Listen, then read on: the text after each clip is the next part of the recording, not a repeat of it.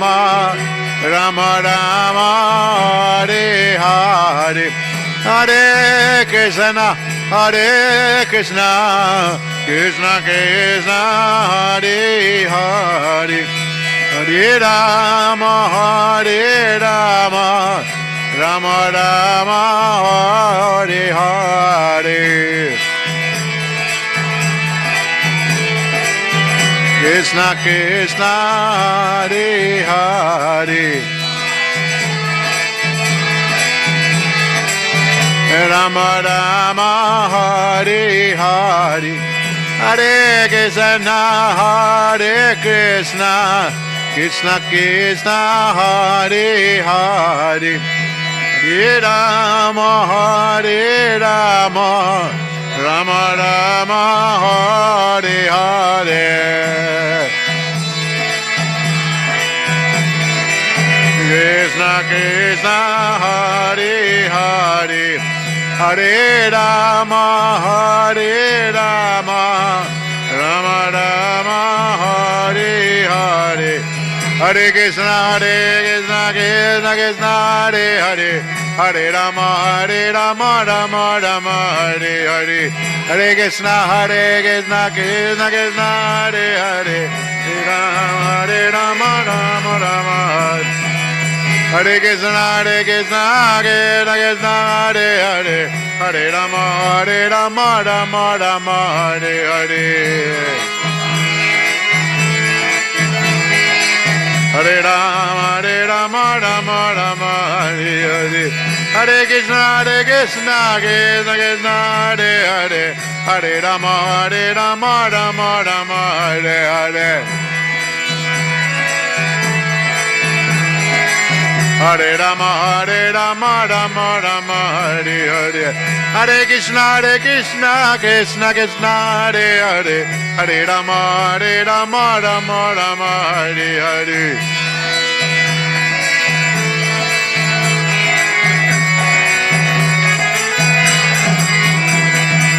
Hare Krishna, Krishna Krishna, Hare Hare, Hare Rama, Rama Rama, Hare Hare.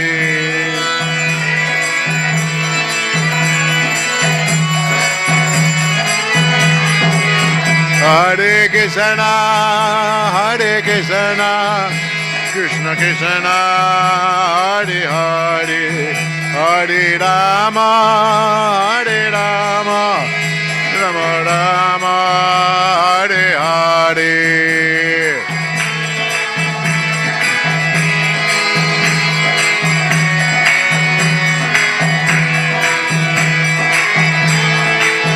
Hare Rama, Rama Rama, Hare Hare, Hare Krishna, Krishna Krishna, Hare Hare, Hare Rama, Rama Rama, Hare Hare.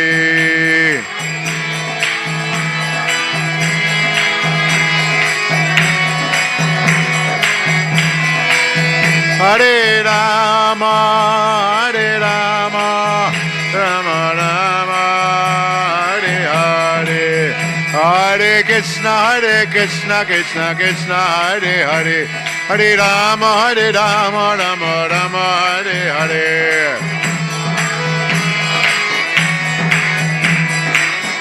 Hare Rama, Rama, Hare Krishna, Krishna Krishna, Hare Hare, Hare Rama, Rama Rama, Hare Hare. Hare Rama, Rama Rama, Jaya Radha Gopinata, Radha Gopinata Shri Radhe.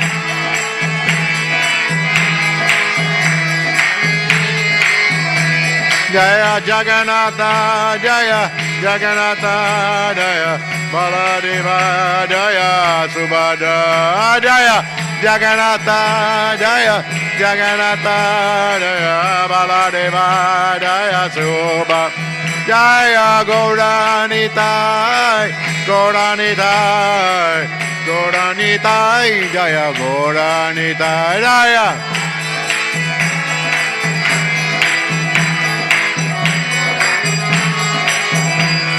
Jaya Prabhupada Prabhupada Prabhupada Jaya Prabhupada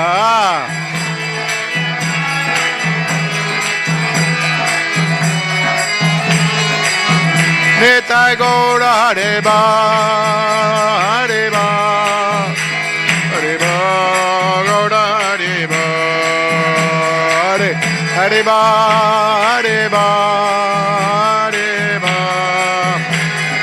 Nitai Gaura Hareba Hareba Hareba Nitai Gaura Hareba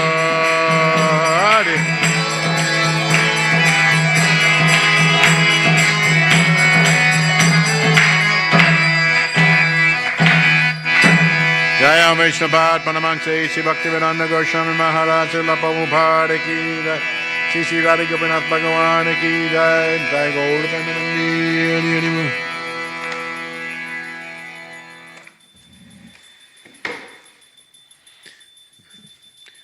A very good harmonium.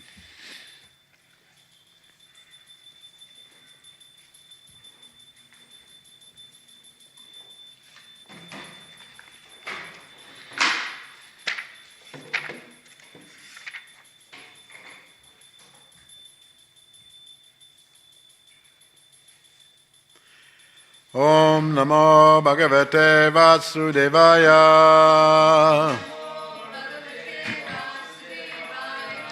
Om Namo Bhagavate Vasudevaya.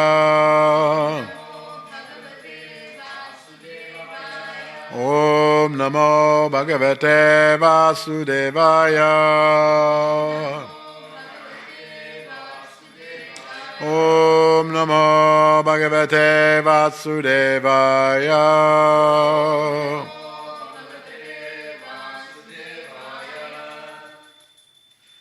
This morning we're reading from the Srimad Bhagavatam, Canto 3, Chapter 23, texts 4 and 5. They are written on the board. Savai Deva Shivaryastam Manavim Samanuvratam Daivad Gari Yasapatyur Asasanam Mahashisha Kalina Bhuyasachamam Karshitam Vratacharyaya Kashitam Vratacharyaya Prema Gadgadaya Vacha Pirita Kripaya Bravit Savai Deva Shivaryastam Manavim Samanuvratam Daivad Gari Jasapatyur Ashasana Mahishasa Mahasisha Kalina Bhuyasakshamam Kashitam Vratacharyaya Prema Gadgadaya Vacha Pidita Kripaya Bravit. Someone else? Savai Deva Shivaryastam Manavim Samanuvratam Daivad Gari Yasapatyur Ashashana Mahashisha Kalina Bhuyasakshamam Kashitam Vratacharyaya Prema Gadgadaya Vacha Kripaya Kripaya Bravit Savadeva Shivaryastam Manavim Samanuvratam Devadgari Yasapatyu Asasana Mahashina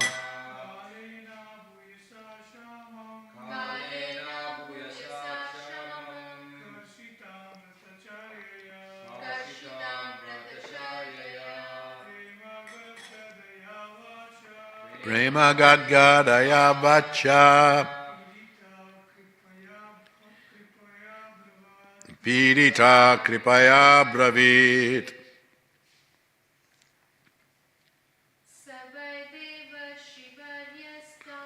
Savaidevar Shivaryastam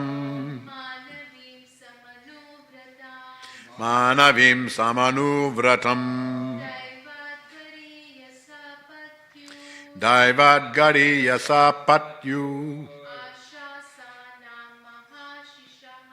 Ashashana Mahashishaha Kalina Bhuya Sakshamam Kashitam Vratachayaya Prema Gadgadaya Vacha Pidita Kripaya Bravit. Word for word. Sa Hi Kadharma. Why? Certainly, Devarishi of the celestial sages. Varya, the foremost. Tam, her. Manavim, the daughter of Manu. Samanuvratam, fully devoted. Daivat, then providence. Gariyasa, who was greater. Patyu, from her husband. Ashashanam, expecting. Maha-ashisha, great blessings. Kalina Bhuyasa, for a long time. Kshamam, weak. Kashitam, emaciated. Vratacharyaya, by religious observances. Prema, with love. Gadgadaya, stammering. Vacha, with a voice. Pidita, overcome. Kripaya, with compassion. Abravit, he said. Translation. The daughter of Manu, who was fully devoted to her husband, looked up upon him as greater even than providence. Thus she expected great blessings from him. Having served him for a long time, she grew weak and emaciated due to her religious observances. Seeing her condition, Karadama, the foremost of celestial sages, was overcome with compassion and spoke to her in a voice choked with great love. Purport. The wife is expected to be of the same category as the husband. She must be prepared to follow the principles of the husband, and then there will be a happy life. If the husband is a devotee and the wife is materialistic, there cannot be any peace in the home. The wife must see the tendencies of the husband and must be prepared to follow him. From Mahabharata, we learn that when Gandhari understood that her would-be husband, Dhritarashtra, was blind, she immediately began to practice blindness herself. Thus, she covered her eyes and played the part of a blind woman. She decided that since her husband was blind, she must also act like a blind woman, otherwise she would be proud of her eyes and her husband would be seen as inferior. The word Samanuvrata indicates that it is the duty of a wife to adopt the special circumstances in which the husband is situated. Of course, if the husband is as great as Karadama Muni, then a very good result accrues from following him. But even if the husband is not a great devotee like Kadama Muni, it is the wife's duty to adapt herself according to his mentality. That makes marriage life very happy. It is also mentioned herein that by following the strict vows of a chaste woman, Princess Devahuti became very skinny, and therefore her husband became compassionate. He knew that she was the daughter of a great king, and yet was serving him just like an ordinary woman. She was reduced in health by such activities, and he became compassionate and addressed her as follows. So, here continuing, Devahuti's lamentation is actually the title of this chapter, and that we'll read later on, what she is feeling, that she wants to have children and so on. But now we're seeing, and this has been going for some time, the whole history I explained earlier in my classes a few days ago, how Devahuti came, and how the Supreme Lord appeared before Kadama Muni to bless him, to fulfill his desires, to have a nice wife. And of course on Devahuti's side, she wanted a nice husband.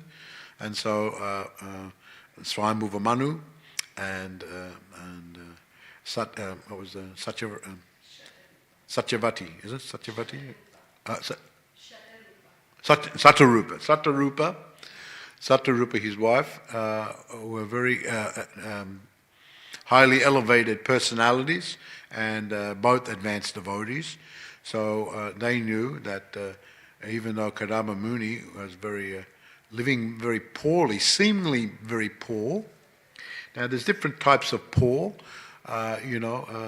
just like the Goswamis, Sanatana Goswami, Rupa Goswami especially, they were big ministers in the government of Nawab Hussain Shah at the time, and so very wealthy, very influential, very respectable, but they gave it all up and we just went to Vrindavan and took up the life of mendicants, and they were just wearing the loincloth. Before they were wearing the rich, silks and so much nice dress, nice houses and homes and so on, a nice social situation, a lot of friends, so on. Now, they gave it all up because they were so much affectionate to Lord Chaitanya Mahaprabhu, and they wanted to become very fixed in spiritual advancement. So they just went to Vrindavan and just wearing the loincloth and travelling to different places. In the beginning, travelling to different places, living under the trees. Living under the trees. We were reading about Bhavani, who is the wife of Lord Shiva, and Lord Shiva was just living under the tree. Now Parvati, she was she was Sati before, daughter of Daksha, very high position, princess, and then she also took birth as the king of King Himavat and Manaka. So she was she was a princess, but she was so attached to her husband, she voluntarily gave it up and accepted seemingly the life of a poverty. And normally there's poverty people, they are just living in the street, and but they're very niggardly dressed, so on and so forth. I remember one story of a devotee later known as Bhaktisar.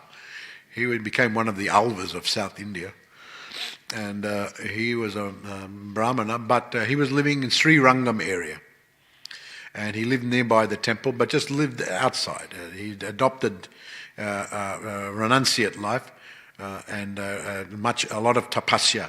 And he wouldn't dress himself. He was very nice. Even his clothes were all torn, and he would just, when they got, he would just take thrown away clothes and wear the thrown away clothes.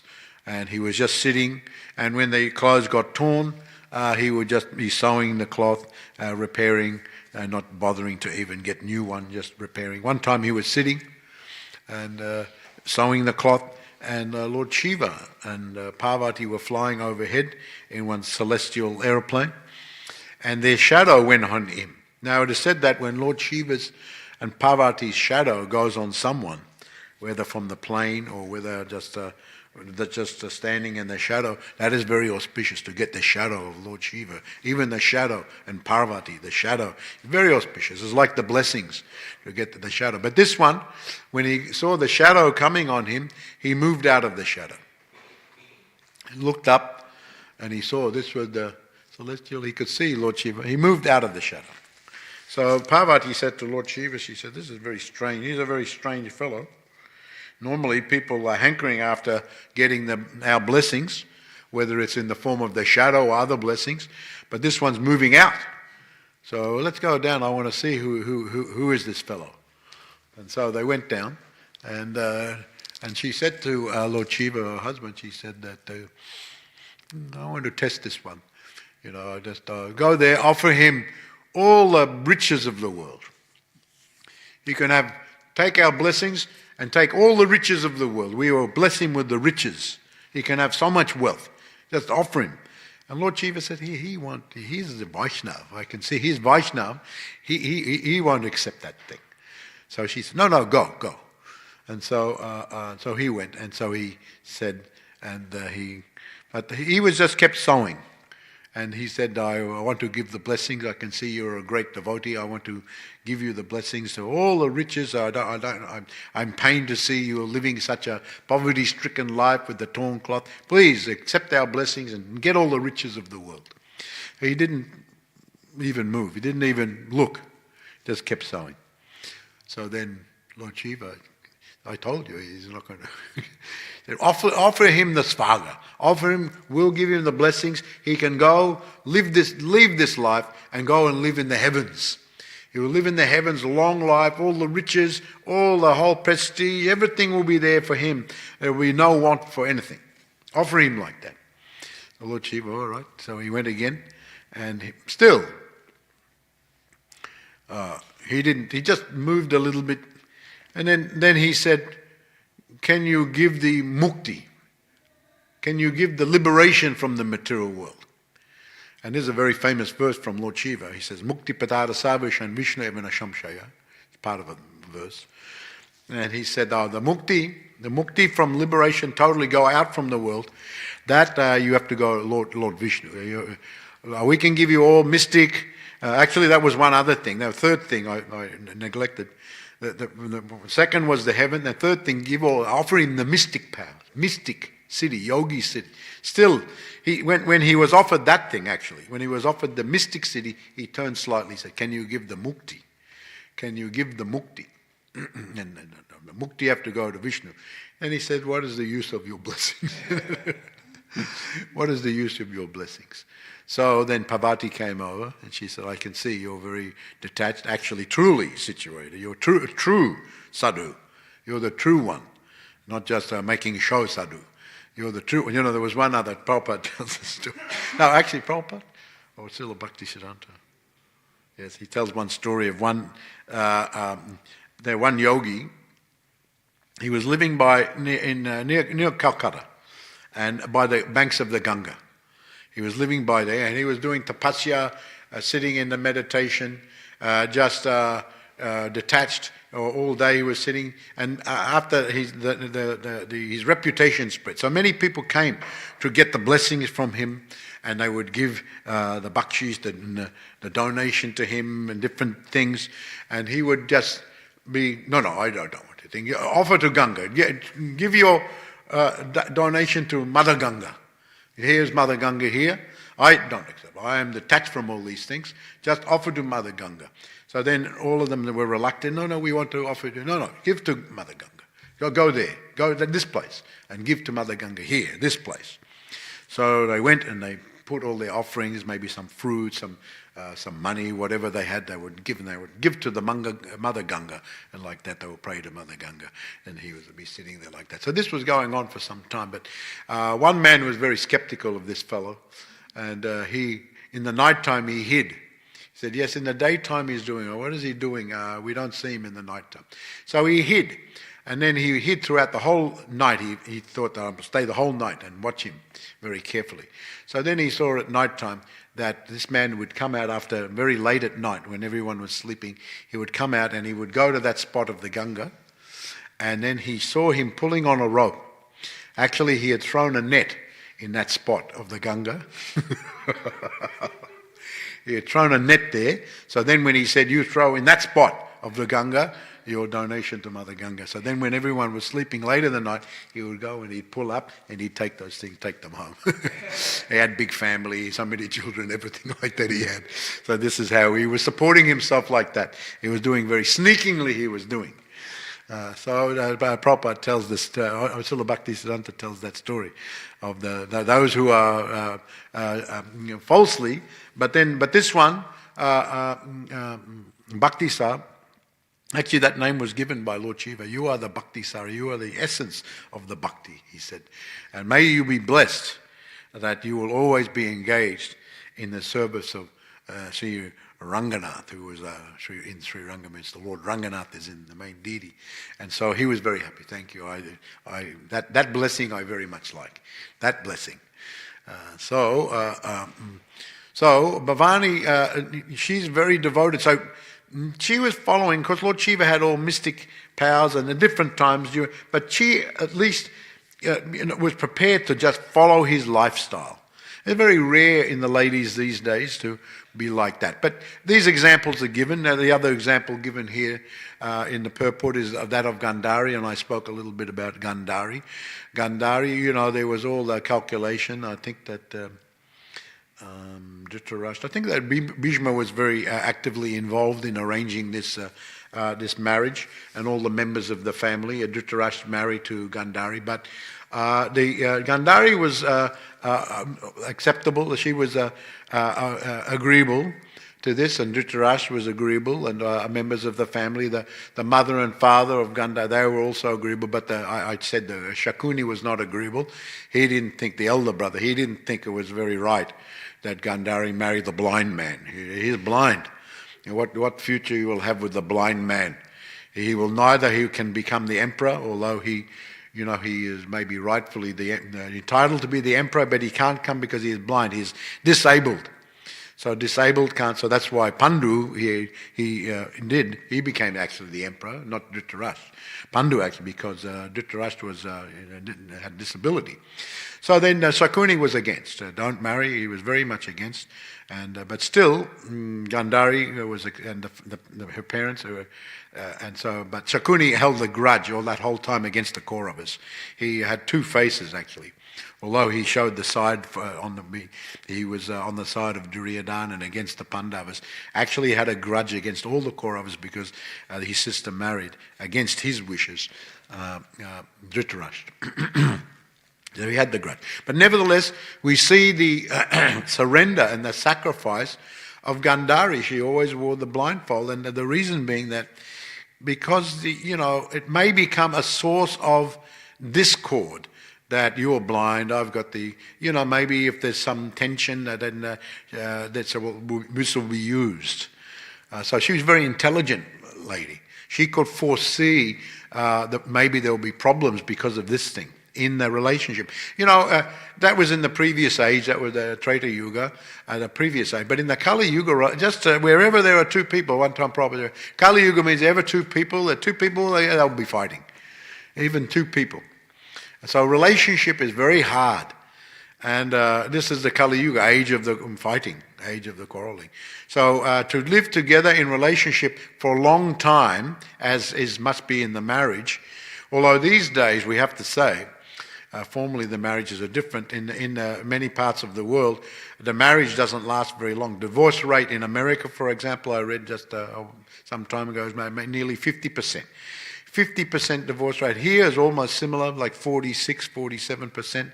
And in Spain, I read someone does global survey of divorce rates. In Spain, it's like 65%. India has got one of the lowest. India, because some culture is there, the Vedic lifestyle, and also the calculation of the marriage is done more scientifically, actually.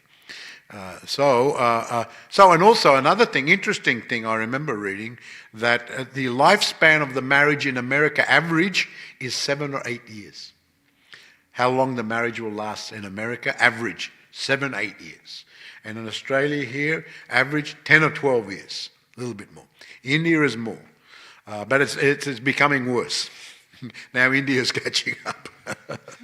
But still is low compared to other countries. Mexico, I remember reading, very interesting to see what is the situation in Kali Yuga. People can't, already it's difficult to live together, husband and wife. So therefore, these days the people, they get married too much prematurely. They think, I like this boy, physically attracted, the girl is physically, and the man is physically, some emotion is there, I love you. But what is that? It's not so deep thing. Now, we know in the Vedic civilization, the Jyoti is used, the Shastra, because not only physical attraction has to be considered. That's one of the calculations. And that is a very scientific thing. I'm not very so expert. Some of our devotees are very expert in this Vedic calculation, doing the calculation for the marriages and the life chart and all these things as part of the samskaras also, and the Vedic samskaras that the Brahmana would come and they would see the child, Jatakama and Namkara, and all these things were Jatakama, what is the proclivity of the individual. So this was calculated very scientifically according what the birth is under the star sign, all these things. So then when someone is thinking to get married, not only the physical attraction, emotional attraction, other things, because physical attraction, that can come and go. So if you're going to live together a long time, you want to have a deeper compatibility than just physical attraction or some emotional attraction. All these things. So what is the family? Because, when you marry, of course, you're marrying into each other's families. It's not just the husband and the wife. It's the husband and the wife and the father and the father-in-law and the mother-in-law and the grandfather-in-law. And everyone has to be considered. What is the family line? So many considerations. It's done very scientifically. What is the education? What is the family? Generally in the Vedic, what is the Varna? All these things. What is the compatibility? It has to be a Brahmana family. All these compatibilities have to be there. It's a very scientific system. Of course, the Westerners, they may scoff at these. It's just these arranged marriages. But arranged marriages doesn't mean by force.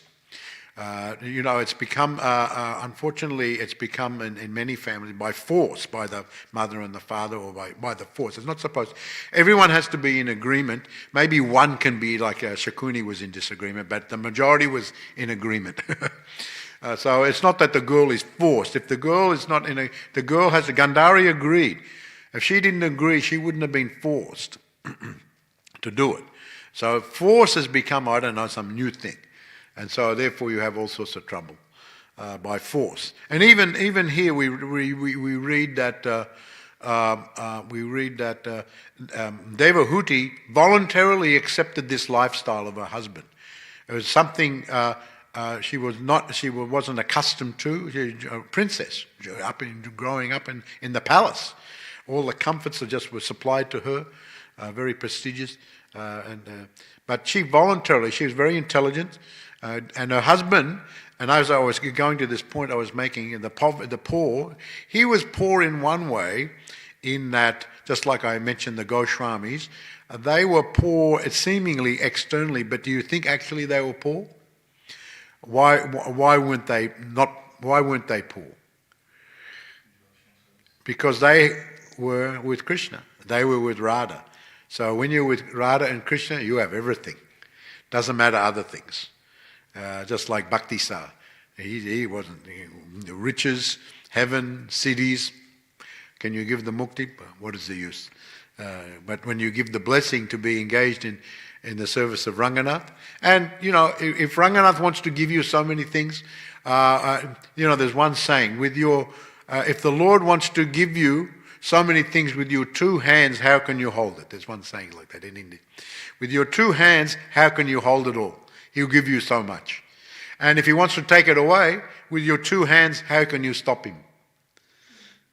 So Krishna, now some people prefer to worship Lord Ganesh and Durga Devi. They're seen to give so many blessings and maybe so many riches. And sometimes they're a bit reluctant to worship Vishnu or Krishna because they see that the devotees of Krishna, sometimes Krishna takes away, sometimes he gives.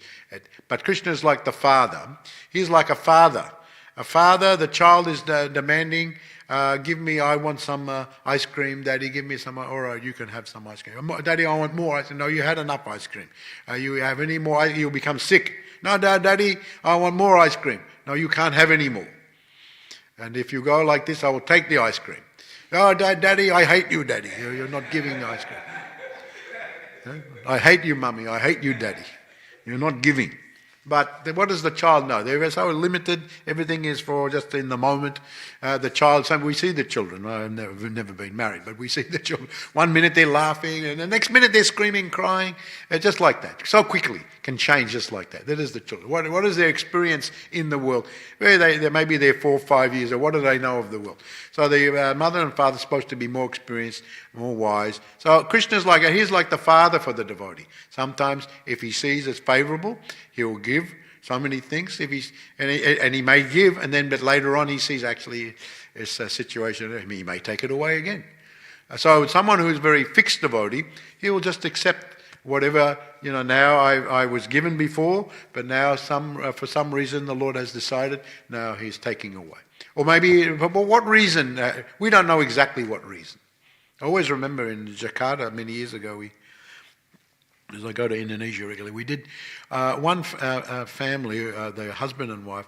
He was a big executive in some big factory there in Jakarta, and she wanted to organise a new factory, so they wanted to have the devotees come and bless the factory.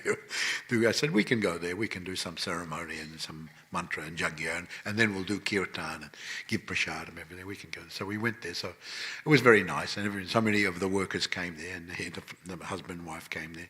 So it was very nice. But a week or two later, I was at the temple. And the lady came, Swami, I'm very distressed. I don't know why. I have lost my job. I have lost my job. And I can't understand. I organised the whole yajna. They got the blessings. But now I lost my job. Why is Krishna done like that?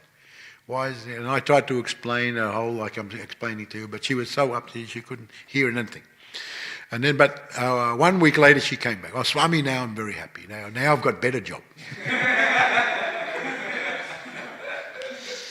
So, so the children are like that. Children, if you get something from God, Prabhupada always told us so many times, you can read, don't pray to God as your order supplier. You pray, give me this, give me that, and when He gives, thank you, God. When He doesn't give, God, what type of God are you? I hate you, God. You don't give, I ask, and then, no, I hate you, God. So many people, most people are like that, actually. Of course, those people are better than the ones who are just sinful activities, but they're better than those people. They're pious, at least they're a little bit pious. But they're not on the high levels. They're always asking, and when they don't get, they're very angry. And so that's going back and forward, very much symptomatic of ignorance and motive passion. And their children are like that, moment by moment. They go like that. They're crying 1 minute, laughing the next minute, crying, screaming, the joys of the childhood.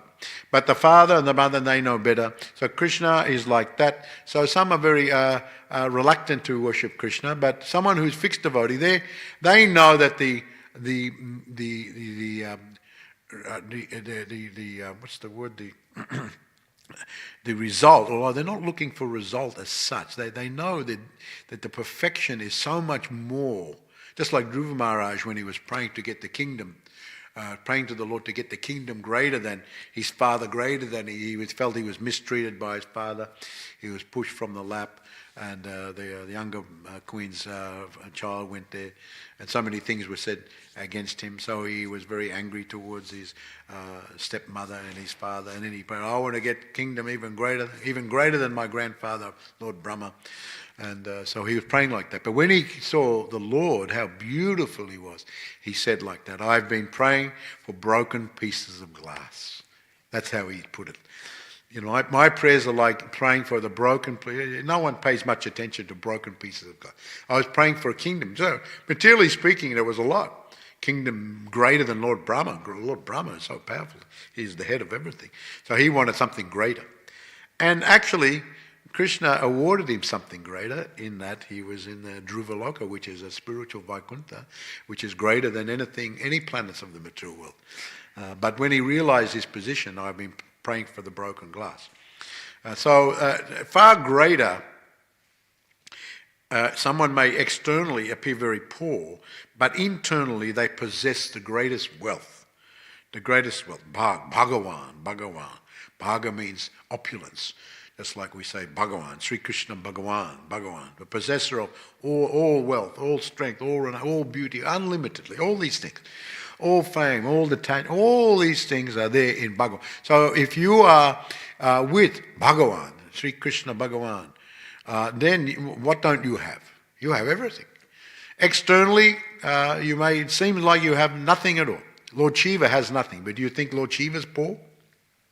You think that Kadama Muni is poor? In the previous word, the word Tejas, Teji Yamsam was this word. Tejas. Tejas means a lot of power. He had a lot of power. When one does tapasya, they get tejas. When one becomes very powerful. How is it that Krishna is very pleased with such? He empowers them. Empowers to be very potent. That anywhere they go, the power is felt. So Lord Chaitanya, everywhere he went, his potency was there. He's the potency of love, prem, bhakti shakti. Bhakti Shakti, the potency of Lord Chaitanya. He embraced people, he just even looked, they would feel. So someone who is like that can have so much power. Devahuti, she voluntarily accepted. She was intelligent, and humble at the same time. She was intelligent and humble. Generally, we find very intelligent people, because these are the things in the world that they're very prestigious. And unfortunately, because people are not trained to develop nice qualities, when they get intelligence, they're very intelligent, they get academic qualifications, generally because they're not trained to develop good qualities, they get puffed up, generally. Someone who's a very academic, high credentials, academic, generally becomes, he identifies with his intelligence. I am a very intelligent person, and we get proud. You get proud of your intelligence, of your academic. And then someone who's got a lot of money, generally they're not trained to have good qualities, remain humble, they get proud. Someone who is good family, a big family, high family, I've got big family, you've got low family, puffed up, very proud. Resent the lower family, treat them harshly, badly. And someone who's very handsome, beautiful, these four things, Shrutashri, Janmaishwara, Shrutashri, these four things generally, these four categories of opulences in the world. Someone's very handsome, someone's very beautiful, I'm so beautiful, she's very ugly, or he's very ugly. You get very proud. So therefore, when you're proud, you're going to insult people. So someone who's intelligent but also has good qualities, very good qualities. And why? Because her upbringing, she had from former life also, good qualities, and from her upbringing in a good family, Swayambhuva Manu and Satarupa, and Swayambhuva Manu and Satarupa. Satarupa were very good devotees, very good qualities, so brought up nice family. So she was trained from the youth to develop the good qualities. So she's very intelligent, and she could understand that, if I come and say I want to be married to Kadama, I want to bring him to the palace to live like that. That won't be, because his tendency is to be detached. He's a great rishi.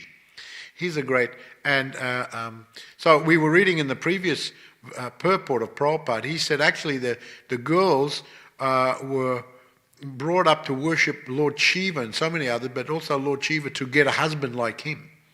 Not that as far as material riches, but he is such a good husband spiritually. So if you can get a spiritual husband, that is so nice. Spiritually is very good. God looks after you also. But then you are very humble. Whatever God supplies, you are satisfied with.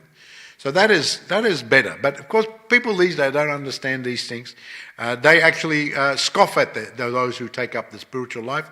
They ridicule them. There's a waste of time. This is mentioned. There's a prayer by Madhavendra Puri where he states that those who are the materialists, they ridicule me how I've adopted this lifestyle. Well, I've wasted my life. I've wasted my life. You know that story of the boatman. You know the story of the boatman? Prabhupada would use this story. The boatman, the very academic professor, wanted to go across the river, so he went. And so when he was going across, he said, "Boatman, do you know about the cloud in the sky? How is it forming? Everything like that?" "No, I don't know these things. I'm just a simple boatman." "Oh, you've wasted 25% of your life. You don't know these things. Do you know about the fauna and the flora and how everything like that? The animals and the species and all that. Do you know these things?" "No, I just know I'm on the river here."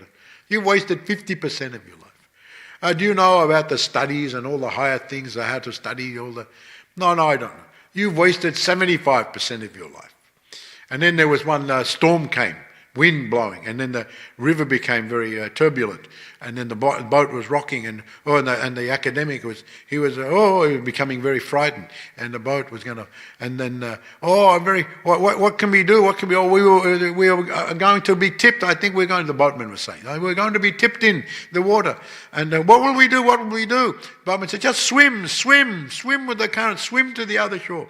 "Oh, boatman, I don't know any swimming." "Oh, you've wasted 100% of your life. You wasted 100%. So if you don't know the basic thing, what is the use of all the flowery things? So the basic thing is the Krishna consciousness, the spiritual thing. If you don't have that, you can have so many other flowery things. These things are temporary. So this is the consciousness of the devotee. So Devahuti, we see, she's very, very intelligent. And as I said, the marriages were arranged not just on physical attraction, other considerations. And generally, what is the birth sign and all that, as I said, and what is the proclivity of the girl, what is the nature of the girl, what is the nature of the boy, what is the education status of both the boy and the girl. If there's a disparate situation, that may cause trouble. That may be the source of the. In other words, one wants to minimize. Already, it's enough in the material world. It's troublesome. It's hard with relationships. So then you go into a very intimate relationship, very close, for a long time, every day. It's very hard. Even I remember as a youth, as a teenager, we would go with my friends. We were all friends, and we would go and we were very excited. We would go away on our holidays for the camping trip all together, all our friends. And then we were away. We had the tents. We go to this place, and then after a few days, we were fighting like cats and dogs. "Oh, I want to go home again." We're too much fighting. We were supposed to be the friends, but fighting. So because we were together all the time, so many hours every day, for days and days and days. And so we were just fighting like anything. And so it's very hard in the world. So if you have to stay with someone for many years, so you want to minimize what could potentially be the sources of the agitation and tension and dissatisfaction. You want to minimize as much as possible. You can never have 100% perfect, but you minimize. So how to minimize? Just by this or that. The Westerners and they have their methods, but as we see the statistics. Statistics not very good. You can say, "Oh, yeah, your method with the arranged marriages." Yeah, but arranged in a very scientific way, not by force. They're thinking by force. Because it's become, unfortunately, it degenerates. Some cases it is by force. But when we say arranged marriage, it's not by force. It's arranged with all considerations, in that sense, arranged. In that sense, it is arranged.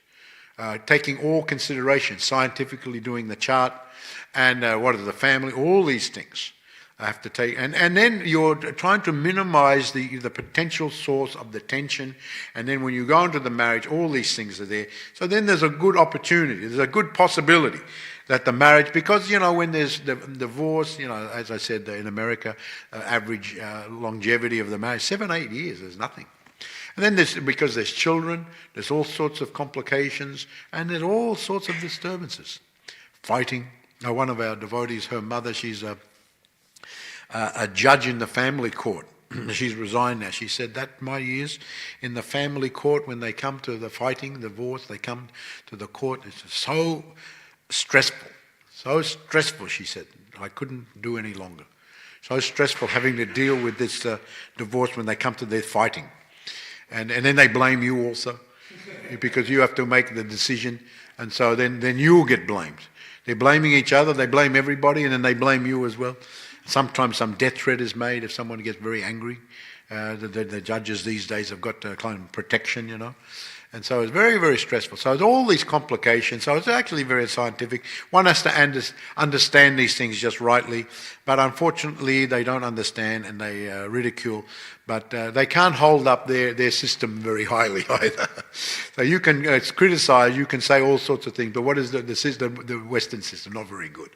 Not very good. But just in the name of so-called freely choosing, I love you, I love you, I love you, and then 1 year later, I hate you, I hate you.